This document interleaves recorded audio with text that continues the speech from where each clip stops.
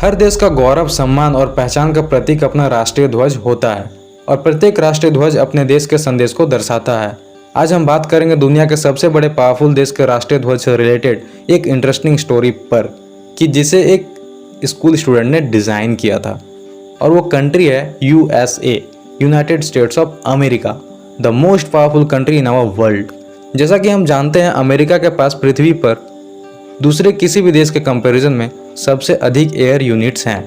Global fire power के मुताबिक America के पास पूरे दुनिया में सबसे अधिक मिलिट्री पावर और बेस मौजूद हैं और अमेरिका ज़रूरत पड़ने पर लगभग 14 लाख एक्टिव आर्मीज़ के साथ दुनिया को लीड भी कर सकता है।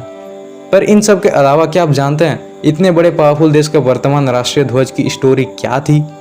And it's really unbelievable to say कि जिसे एक स्कूल स्टूडेंट ने अपने प्रोजेक्ट के दौरान डिज़ाइन किया था, जो आज राष्ट्रीय ध्वज के रूप में वहाँ मौजूद है, जिनका नाम था रॉबर्ट जी बॉब हेफ्ट। इन्हें मिस्टर बॉब हेफ्ट के नाम से ही अधिकतर जाना जाता है and the designer of the current United states flag. 2009 में मिस्टर बॉब हेफ्ट ने स्टोरी कॉप्स यानी ये एक ऑर्गेनाइजेशन है जिसका मिशन लोगों के बीच प्यारा सा संबंध स्थापित करना और साथ ही प्रेरणादायी और मानवता की कहानियों को संरक्षित और साझा करना है।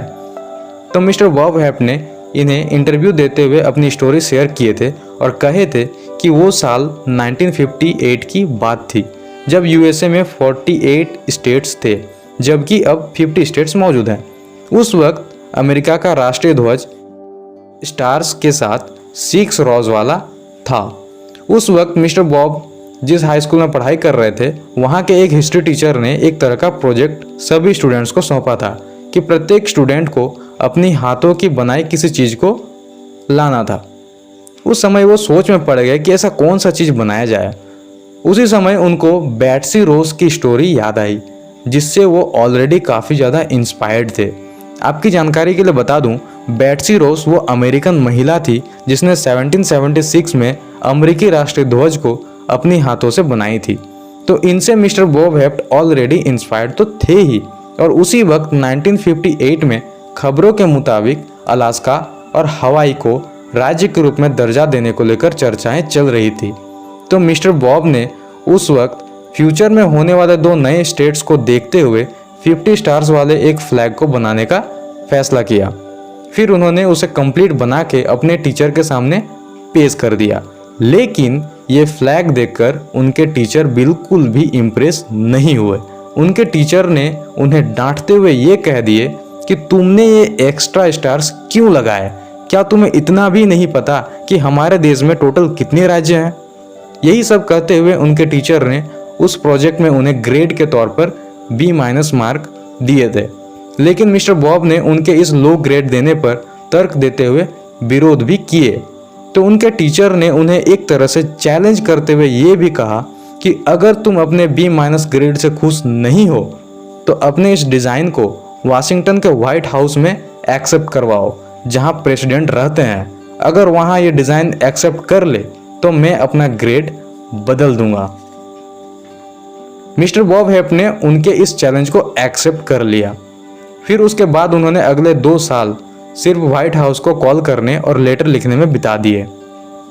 लेकिन इसी दौरान मिस्टर बॉब ओहियो के राज्य प्रतिनिधि वाल्टर H मोलर के पास पहुंच गए, जिन्होंने इनके डिज़ाइन को व्हाइट हाउस तक पहुंचाने का वकालत भी करा। इसी समय के दौरान अलास्का 49वां राज्य बन गया, जिससे मिस्टर बॉब हेफ्ट के फ्लैग में बना 2 एक्स्ट्रा स्टार्स में से एक सही साबित रहा और आखिरकार अलास्का के बाद हवाई को भी 50वां राज्य घोषित कर दिया गया। इसके बाद मिस्टर बॉब ने 50 स्टार्स वाला फ्लैग व्हाइट हाउस को सबमिट जो किया था, एक दिन उनको व्हाइट हाउस से फ़ोन आया, जिसकी उम्मीद वो काफ़ी समय से कर रहे थे। उन्हें व्हाइट हाउस बुलाया गया और उस समय अमेरिका के राष्ट्रपति थे मिस्टर आइजनहावर। उन्होंने मिस्टर बॉब हेफ्ट को बताया कि उनके फ्लैग के डिज़ाइन को 1000 से अधिक बार सभी के द्वारा चुना गया है।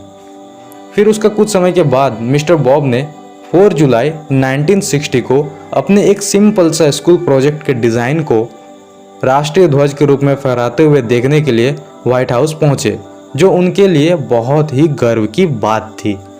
और इसके साथ साथ 2007 में इनका 50 स्टार्स वाला फ्लैग सबसे लंबे समय तक चलने वाला अमेरिकी ध्वज बन गया। और हाँ, आखिर में उनके शिक्षक ने भी उस डिज़ाइन को एक्सेप्ट किया और अपने द्वारा दिए गए B- मार्क को A में अपग्रेड कर दिया। इन सब के बाद मिस्टर बॉब हेप्ट यहीं नहीं रुके, उन्होंने 51 स्टार वाला फ्लैग भी डिज़ाइन करके फ्लैग को समय से आगे रखने का फैसला किया। पर अफसोस की बात यह है कि 2009 में उनका डेथ हो गया, लेकिन डेथ से पहले उन्होंने 51 स्टार वाला फ्लैग राज्य के प्रतिनिधि को सौंप दिया था। एंड गाइस, जैसा कि आज के समय में देखा जा रहा है, अमेरिका में इस वक्त 2 और नए राज्य बनने को लेकर चर्चाएं चल रही है, तो कहीं ना कहीं उनका समय से आगे का सोचना सही साबित हो रहा है। सो गाइस, आई होप आपको ये इन्फॉर्मेशन अच्छी लगी हो। अगर अच्छी लगी हो तो प्लीज़ लाइक, शेयर और कमेंट कीजिए और इस चैनल डार्क लाइट प्रकाश को सब्सक्राइब कीजिए, ताकि ऐसे ही इंटरेस्टिंग और फैक्चुअल वीडियोस के अपडेट्स हमेशा आपको मिलती रहे। So thank you and take care.